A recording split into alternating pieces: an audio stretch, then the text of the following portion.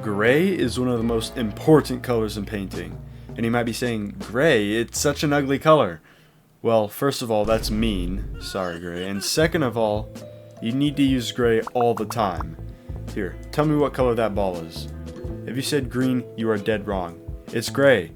You see, we don't realize it, but many of the colors we see around us are actually way closer to gray than we think, and this can be really useful for artists. Let me explain. So, I was doing this study of this little church on a hill when I noticed something. I was painting in the door on the shadow side of the tower, and I knew that I should use gray just because that's what I've heard. So I did, and it looked brown. And that's when I discovered something that I think every learning artist should know. But hold on, why does this work? There's this thing called color constancy or relativity. This is when our brains tell us the color of something based on the colors around it. Have you ever seen one of these illusions? That's what I'm talking about. We think the red square is red because it looks warmer in comparison to the colors around it. In reality, it's just a dull gray. So how can we understand this and use this for painting? It's a really simple system.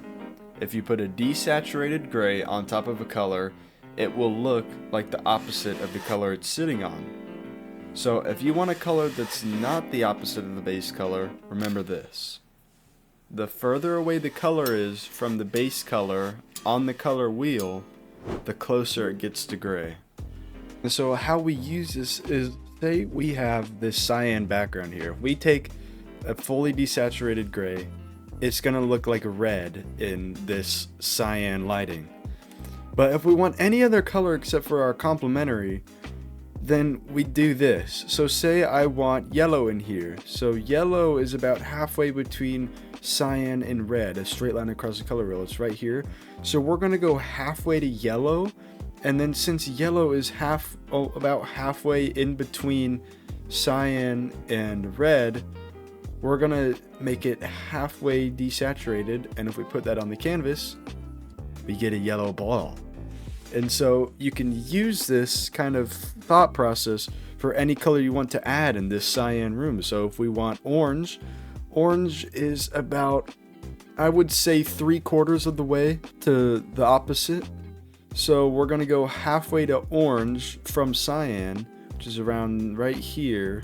And then we're going to desaturate about 3/4 of the way, and we get an orange ball.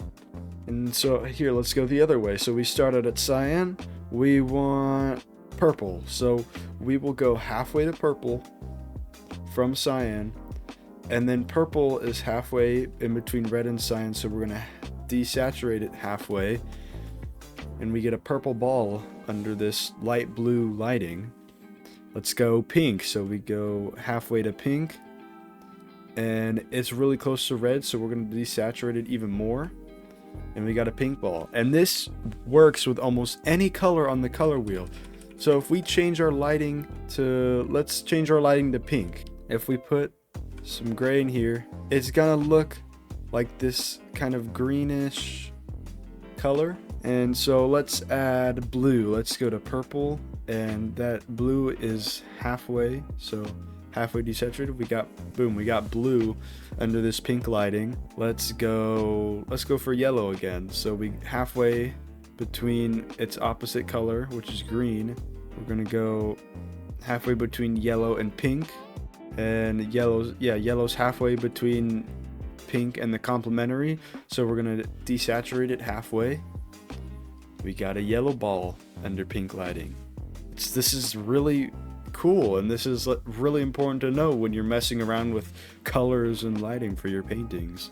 And if you want to add shading to this, it just acts like any shading anywhere else. The shadow will move towards the color of the light source, unless there's another light source filling in that shadow, and then it'll get more saturated and darker, and there we have a shadow for this little yellow ball here in the pink lighting. And this opens up tons of opportunities. So say we want to take that yellow ball again in the pink lighting, right? But we have some soft green light coming from behind.